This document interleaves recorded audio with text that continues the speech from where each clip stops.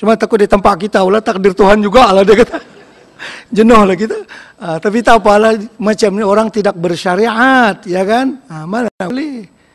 Kita agama ni ada iman, ada Islam, ada ihsan, ada tauhid, ada fiqh, ada tasawuf, baru sempurna. Dan Rafdi ini Syiah. Alhamdulillah terpelihara Ahlus Sunnah. Jangan terikut-ikut dengan Syiah. Syiah ni dia cengih pada hak lain. Kalau di sebuah negeri dia baru ada 1%, dia cengih dah. Dia boleh nak tunjuk taring dah. Baru 1% ya. Kalau dia 50%, mati kita semua.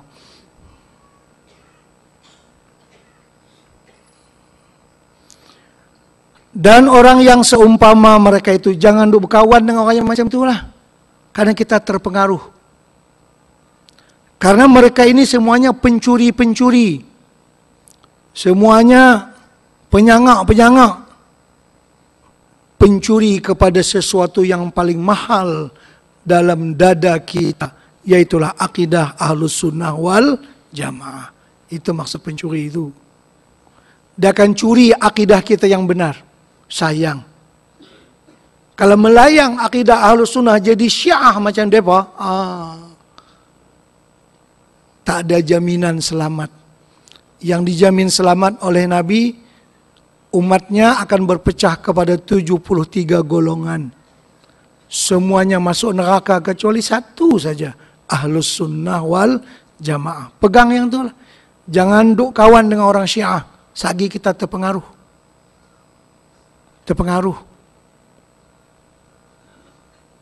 Dia terpengaruh ni macam-macam pintu. Terpengaruh karena duit, ada juga. Terpengaruh karena nafsu syahwat, ada juga. Kita boleh nikah mut'ah tu. Dia terpengaruh ke pintu situ, boleh. Macam-macam lagi lah. Jadi jangan duk kawan. Berbahaya. Karena mereka itu adalah pencuri-pencuri tadi. Bukan curi duit, bukan curi baju. Dia curi akidah kita. Nanti lama-lama kita berubah, Masya Allah. Kita kehilangan sesuatu yang paling bernilai. Yaitulah akidah Ahlus Sunnah wal Jamaah. Karena bersahabat dengan mereka itu membinasakan akan agama. Memang binasa agama. Dulu tahun 70-an tak ada lagi Syiah di Kedah. 70-an tak ada lagi. Revolusi Khomeini 79. 80-an mula berjinak-jinak sikit-sikit. Sekarang ni dia ada macam markas dah. Dah berani nak saman kerajaan tu. Bawa sekarat tu. Tengok kalau dia 40%. Allah. Sabda Nabi SAW, man intahara sahiba bid'atin mala Allahu qalbahu amnan wa imana. Wa man ahana sahiba bid'atin amanahu Allahu ta'ala yaumal faza'il akbar. Wa man alana lahu aw akramahu aw laqiyahu bi bishrin faqad istakhaffa bima anzalallahu ta'ala ala Muhammadin sallallahu alaihi wasallam. Ini nasihat kepada kita yang ada sekarang ini.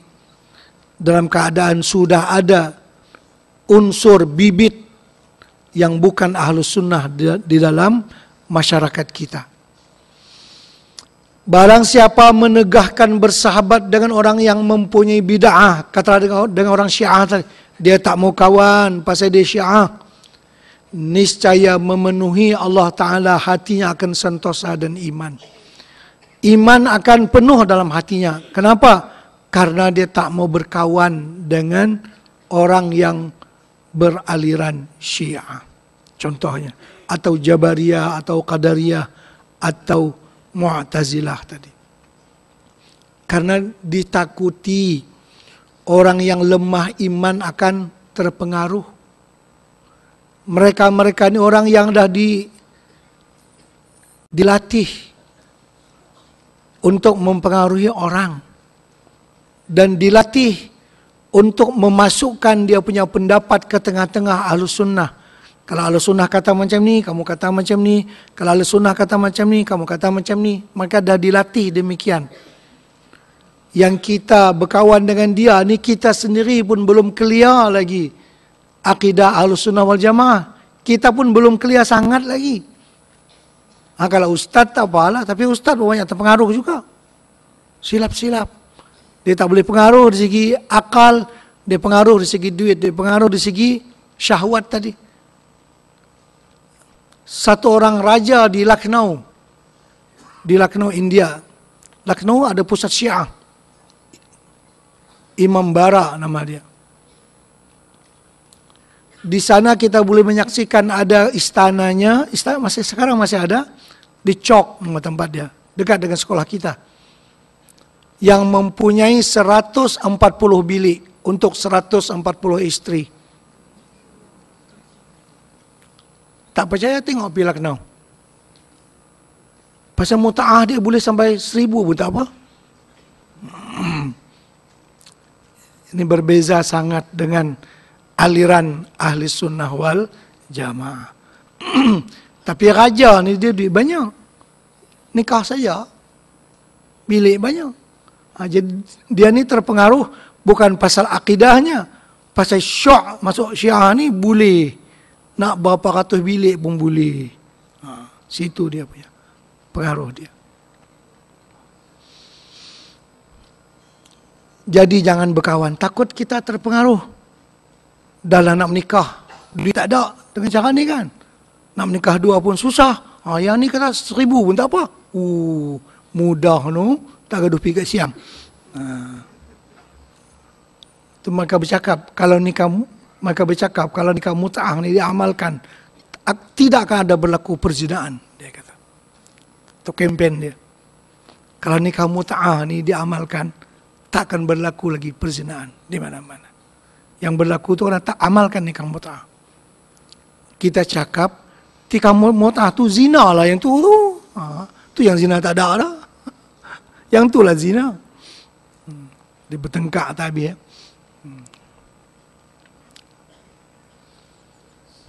Maksudnya akidah kita yang sedia ada ni jaga elok-elok. Jangan sampai hilang ataupun rosak. Ataupun ragu. Dia jadi ragu pun rosak akidah ni. Ragu dengan wujudnya syurga, rosak dah. Syurga wajib kita percaya dia telah ada. Kita ragu saja tidak yakin lah namanya. 50-50 tu rosak lah. Dan barang siapa menghinakan orang yang mempunyai bid'ah itu niscaya menyentuh seakan akan dia oleh Allah Ta'ala pada hari gentar yang terlebih besar yaitu hari kiamat. Barang siapa mengherdik, memarah kepada ahli bid'ah, Allah akan bagi ketenangan dalam jiwanya nanti pada hari kiamat. Karena itu jangan duk kawan. Kalau perlu, herdik dia. Hinakan dia. Karena mereka itu sebenarnya, contohnya lah kalau bukan kita nak bercakap tentang Syiah saja, banyak dan selalu diucapkan. Mereka-mereka ini yang menyeleweng akidahnya, dia bukan hanya salah adab. Salah adab tu bahasa yang sedap sikit cakap, kurang ajar. Salah adab tu bahasa sedap sikit. Kalau bahasa kasar dia kurang ajar. Bukan hanya sekadar salah adab kepada Allah, tapi salah adab kepada Rasulullah, salah adab kepada Sayyidina Ali sendiri.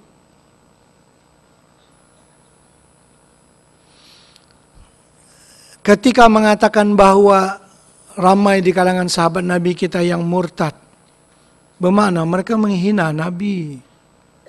Bukan menghina Abu Bakar saja, Nabi yang dia hina. Bermakna Nabi kita tak sukses dalam usaha dia.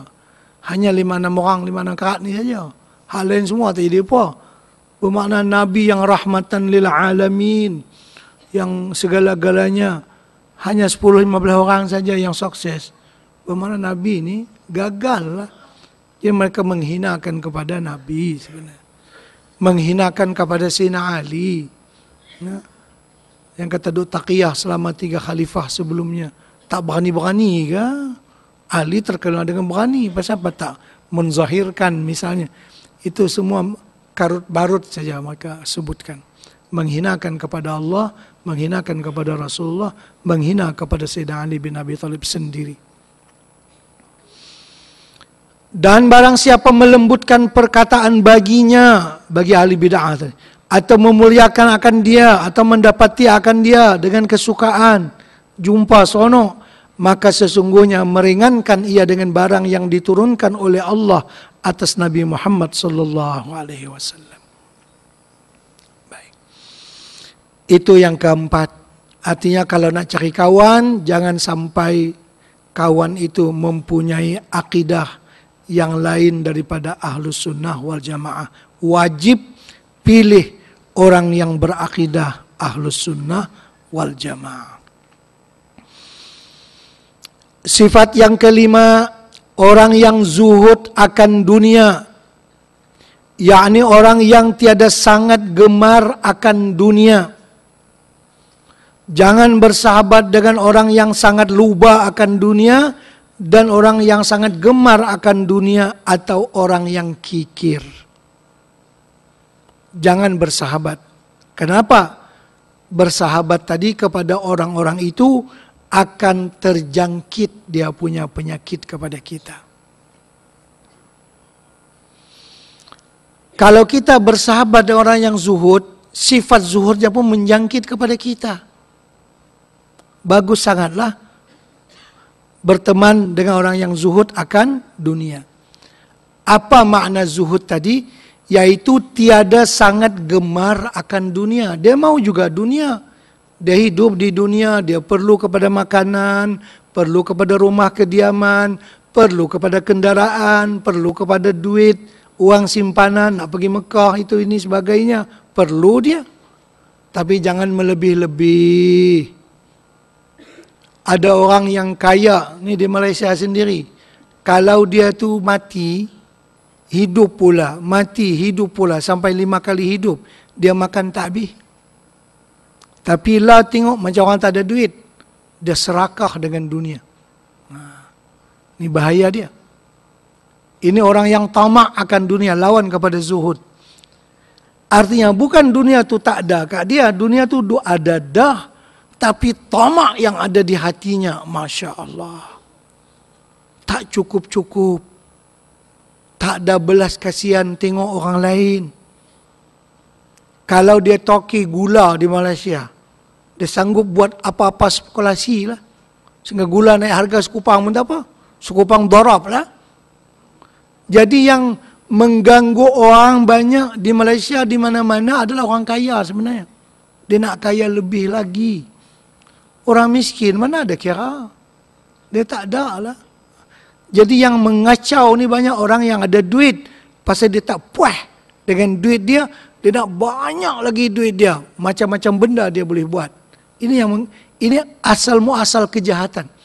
Hubbud dunya ra'su kulli khati'atin. Cinta kepada dunia, bapa kepada segala kejahatan. Jadi dunia ini tidak dirosak oleh orang yang miskin. Negara-negara Arab dirusak oleh orang yang kaya, oleh negara-negara yang kuat. Begitulah juga di mana-mana. Orang miskin dirosak oleh orang kaya. Bukan orang kaya dirosak orang miskin. Dah orang miskin tak hati buat apa. Orang kaya lah yang buat spekulasi yang tu lah, yang ni lah. Akhirnya dia nak tambah lagi kekayaan yang sedia ada. Tak puas-puas. Tadi pesan Ustaz Nurdin yang terakhir apa? Semua kita pasti akan mati. Ya kan? Dia tak ingat yang kata dia akan mati. Karena itu bagus berteman dengan orang yang zuhud. Orang yang tiada sangat gemar akan dunia. Digemar juga, mau juga dunia. Tak ada dunia, nak naik apa? Tidak jalan kaki. Tak ada rumah, nak duduk tak mana? Duduk di masjid saja dengan keluarga, mana boleh? Kan ada rumah. Ni buat rumah sampai, Masya Allah, 3-4 juta. Melebih-lebih. Ya. Kendaraan sampai juta, melebih-lebih. Itu, jangan sangat gemar akan dunia. Saya yakinlah tuan-puan yang ada ni, insya Allah, kain baju, kain tudung, kain-kain, agak-agak semua ni ada lebih kurang satu almari. Betul tak? Ngaku tak? Itulah kita semua ni. Yang laki-laki macam tu juga, perempuan ni lagi-lagi satu passion baru beli pula. Kan? Itu melebih-lebih lah sudah. Ni dah kena raya. Tak apa, dipaksi kita mengaji bab zuhud, turun lantai bawah, segi jumpa. Jubah passion city apa macam lah, macam-macam passion. Beli. Kan? Yang tahun lepas baru beli 2 kali. Tak pakai lagi pun nak beli pula. Tak apa, kirimlah ke negeri mana yang orang kurang. Ya kan? Kita yakin bahawa bila kita ambil lebih, di sana ada orang kekurangan. Yang itu saja kaidah dia. Allah Maha Kaya, Allah Maha mentadbir alam ni dengan baik. Rezeki semua dibagi elok-elok satu dunia. Nak pakai elok-elok, nak makan elok-elok, cukup satu dunia. Kalau kita ambil lebih, bermakna ada di sana orang lain kekurangan. Itu saja. Tanya hati kecil kita, cukuplah macam tu. Dalam tasawuf. Nah, jadi ketika kita memilih berkawan dengan orang yang zuhud, bukan kita tak mau dunia, bukan kita tak membangun, bukan kita membangun. Tapi jangan berlebih-lebih, itu saja. Jangan berlebih-lebih. Sahabat Nabi Utsman bin Affan, orang jutawan. Abdurrahman bin Auf, orang jutawan. Nabi tak kata, hang jangan kaya bila masuk Islam. Tak ada, silakan mau kaya. Tapi kaya yang mempunyai kesedaran, yang faham. Ya kan? Panjang cerita mereka. Maka jangan bersahabat dengan orang yang sangat loba akan dunia. Kadang-kadang kita kebetulan duduk situ, dengar orang bersembang dua ni, kecut kita. Kita dalam paket adalah RM50. Yang dia sembang ni juta, proyek tu 3 bilion. Ish, kata. Orang Melayu kita mana pernah ada duit 1 juta, baru 2-3 hari saja. Karena itu dia cakap dengan raja pun, ampun, berjuta ke beribu ampun? Ampun, beribu ampun. Itu beritahu kata kita orang Melayu ni duit tak ada, cerita juta ni tak ada, takak ribu lah. Kalau duit dia ada ribu, dari juta dari dulu, dia akan ampun berjuta ampun. Tapi dia ampun habis-habis nak hormat pun terima kasih ribuan, terima kasih aja. 1000 je. Pasal dia kira duit dia 1000 saja. Dia duit tak banyak, ya kan? Yang juta ni baru 2-3 hari ni saja. Baru 2-3 penggal ni lah tu je. Sebelum itu tak ada. Dia 1000 je. Tak apalah. Dalam hadis Nabi SAW, la maudhi'u sauti ahadikum ni, tongkat saya ni, macam bulat ni, duit 5 kupang lah, lebih kurang. Berapa kupang duit? 5 kupang duit ya. 5 kupang. Kadar tanah dalam surga itu macam 5 kupang duit dalam surga. Itu khairun minad dunya wa ma fiha. Lebih baik daripada dunia dan seisinya. Tanah dalam surga besar tu. Besar duit 5 kupang. Lebih baik daripada dunia dan seisinya. Jadi orang yang rindu kepada akhirat, Masya Allah, belain dia. Dia ada cita-citanya di akhirat. Bukan cita-cita politiknya di dunia, cita-cita bisnisnya di dunia. Ada juga buat tapi tidak melampau, yang berpatutan, ya kan? Nah. Jadi tiada sangat gemar akan dunia. Maka jangan bersahabat dengan orang yang sangat luba akan dunia, dan orang yang sangat gemar akan dunia, dan orang yang kikir. Karena sifat ini akan menular kepada kita, menjangkit kepada kita. Tak perasan kita, pelan-pelan. Karena bila kita dengar, kita teringin. Bila kita tengok, kita teringin. Karena itu orang suka buat pameran. Tengok-tengok saja. Saya beli. Dia pamer dulu. Orang pasal. Dia tengok, nanti dia beli. Dia teringin. Ish, kata passion ni saya tak ada lagi ni. baru nak beli pula. Manusia, bila dia tengok, dia teringin nanti. Bila dia dengar, dia mau benda tu. Jadi dekat nak raya ni jangan duk pergi kata-kata. Kalau pergi kata-kata, semua dia akan beli kata-kata. Beli semua-semua. Yang ada pun pakai tak habis, sungguh-sungguh. Yang ada pakai tak habis. Ada tuan-tuan perempuan pakai baju 5 lapis sekali main majlis. Ni main mengaji pagi ni pakai baju 5 lapis. Orang kata bila tak tahuan ni. Kita pakai selapis satu je. Di rumah insya-Allah tak payah orang lain, saya mengaku dengan penuh rasa berdosa kepada Allah. Saya ada 10 helai lagi di rumah saya baju saya. Itu saya mengaku lah. Tu nak beli pula raya ni. Tak payahlah, ada 10 lagi di rumah. Tapi tak sah lah raya kalau baju tak baru. Yang tu mentaliti budak-budak. Ya kan? Ni lala ni mula hangat dah, gala telekung kau, kain tudung Allah, passion macam-macam passion, ya kan? Benda yang ada pun kita tak terpakai lagi. Jadi zuhud ni yang ni lah dia. Pakailah yang ada.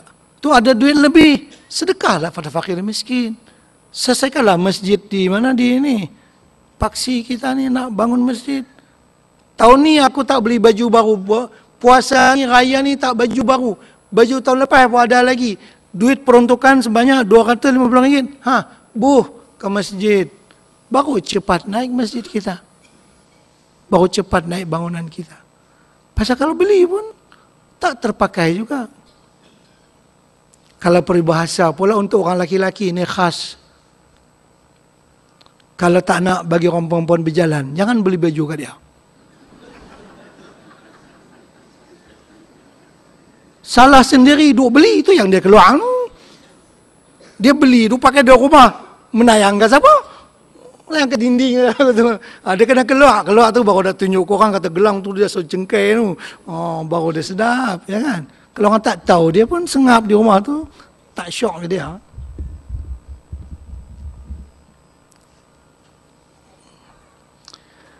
Dan kata Imam Al-Ghazali rahimahullahu ta'ala, فصحبة الحريص على الدنيا سم قاتل لأن الطباع مجبولة على التشبه بالصاحب والاقتداء به بل الطبع يسرق من الطبع من حيث لا يدري صاحبه فمجالسة الحريص على الدنيا تحرك الحرص ومجالسة الزاهد تزهد في الدنيا فلذلك تكره صحبة طلاب الدنيا wa yustahabbu suhbatur raghibina fil akhirah.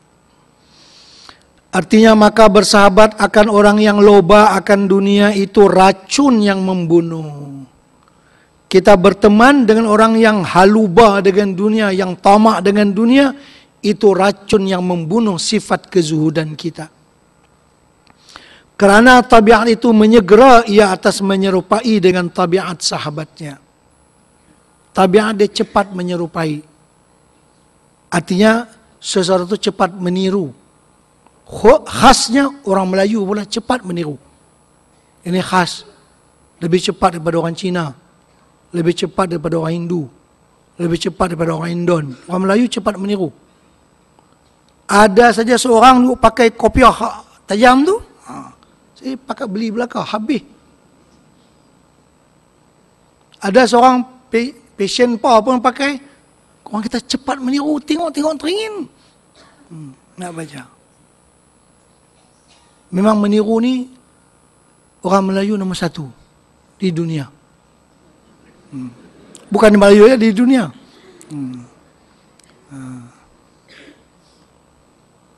Dia tak pergi Mekah lagi. Ni baru nak pergi Mekah. Tak pergi Mekah lagi, baru nak pergi. Macam orang Mekah dah pakai dia. Tak pergi Mekah lagi, pakai macam orang Arab dah. Cara Mekah dah. Dia baru pergi seminggu pergi India. Ikut tabligh ke pergi India. Balik siap pakai kurta.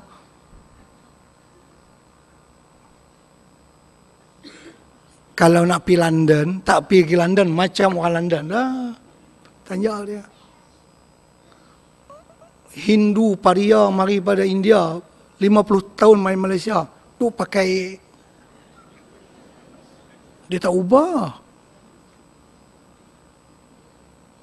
Lama dah duduk sini.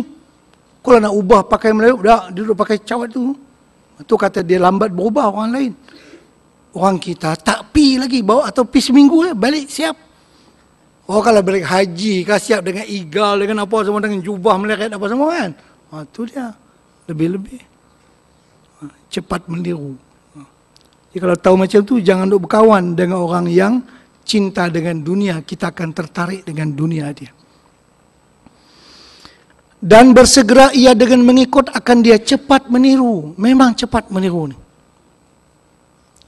Bahkan lebih lagi mencuri tabiat orang itu daripada tabiat sahabatnya. Artinya mencuri tabiat.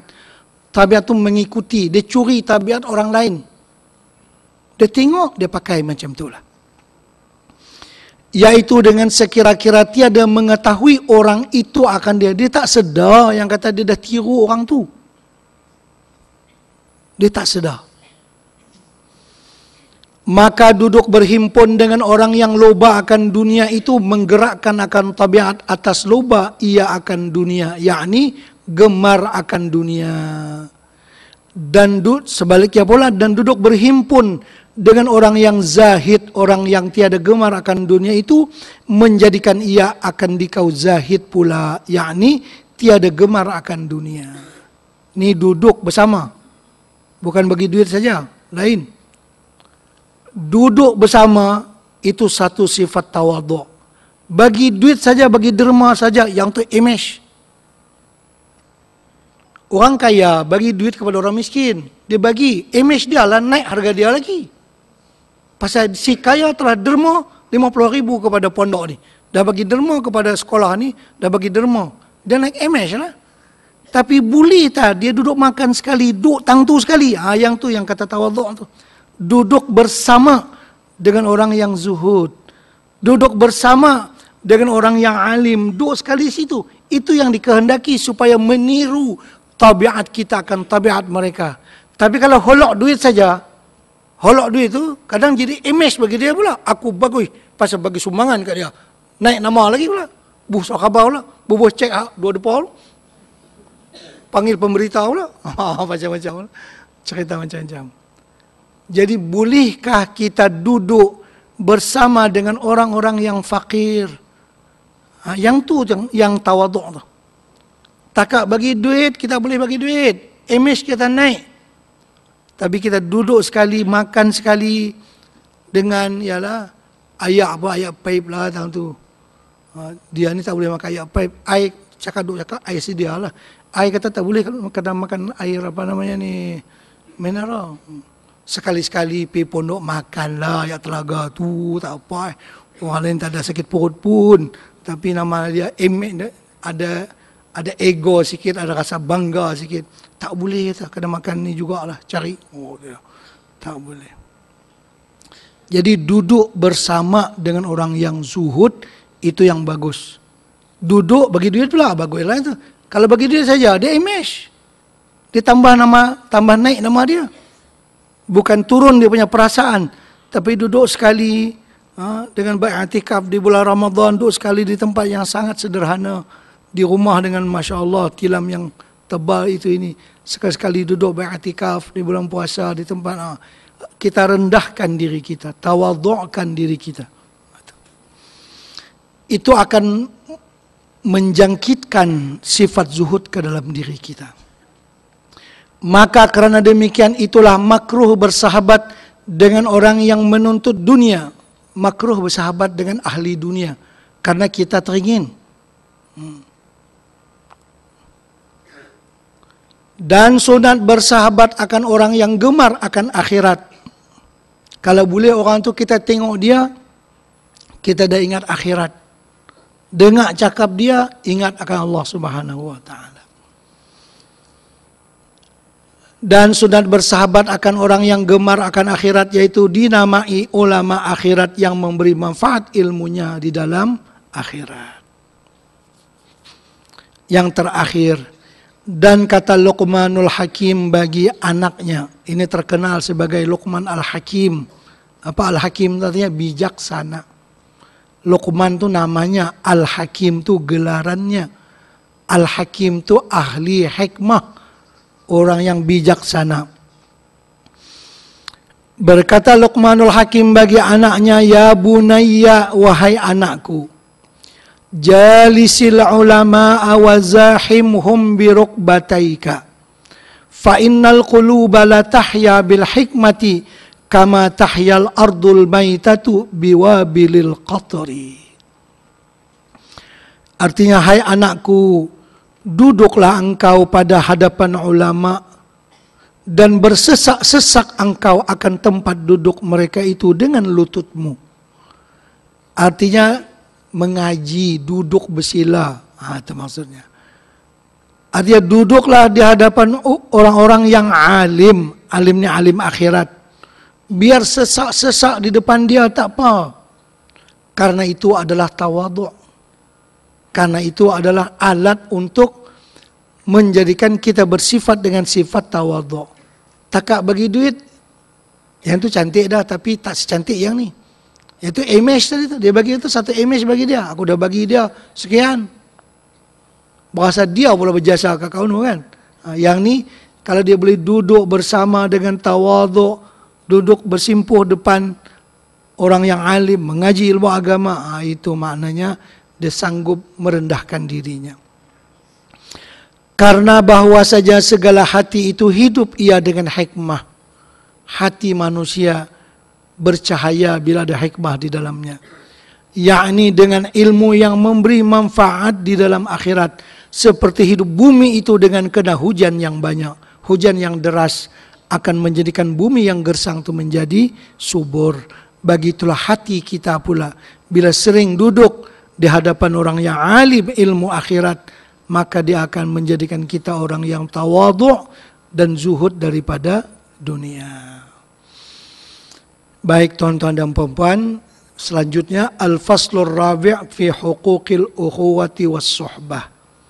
Fasal yang keempat pada menyatakan segala hak bersaudara dan segala hak bersahabat.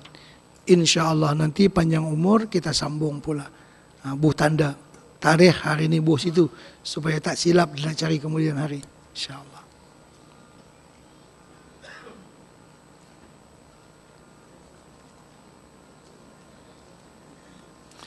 Al-Fatihah. A'udzubillahi minasyaitonir rajim. Bismillahirrahmanirrahim. Iyyaka na'budu wa iyyaka nasta'in. Shiratal ladzina an'amta 'alaihim ghairil maghdubi 'alaihim waladdallin. Bismillahirrahmanirrahim. Alhamdulillahirabbil alamin. Wassalatu wassalamu ala sayyidina Muhammadin wa ala alihi wa sahbihi ajma'in. Allahumma anfa'na bima 'allamtana wa 'allimna ma yanfa'una wa zidna 'ilma warzuqna fahma. Nas'aluka fahman nabiyyin wa hifdzal mursalin wa ilhamal malaikatil muqarrabin wahdina bihidayatil 'arifin wanshur 'alaina min khazaini rahmatika ya arhamar rahimin ya akramal akramin. Allahumma astur 'uyubana wa 'uyuba mu'allimina 'anna ولا تذهب بركات علومهم عنا يا أرحم الراحمين وصلى الله على سيدنا محمد وعلى آله وصحبه وسلم والحمد لله رب العالمين تقبل الله منكم.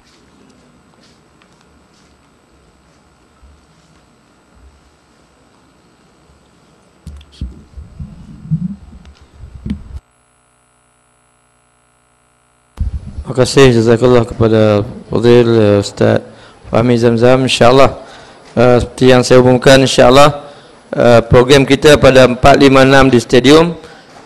Borang untuk tahlil pada tarikh itu ada di luar sana dekat kerusi sebelum tangga. Tuan boleh ambil borang itu, dan juga untuk masjid ada dekat dengan tangga tu. Tuan boleh ambil. Dan esok di Masjid Sultanah bersama dengan Dr. Arif Kosmo. Kemudian pada hari Ahad bersama Ustaz Ahmad Abdullah dan juga Ustaz Sa'ad di Masjid Tanah. Kemudian hari Isnin di sini sama dengan Ustaz Yusuf Awang malam, dan pada minggu depan insya-Allah di sini kita bersama Ustaz Ustaz Yusuf Awang dan juga Ustaz Rauf, insya-Allah. Dan pada hari Sabtu minggu depan kita bersama dengan Dr. Harundin di kompleks Darul Hadis Tok Keling. Tuan-tuan, di kompleks Darul Hadis Tok Keling, semua sekali jemput untuk hadir di sana untuk kita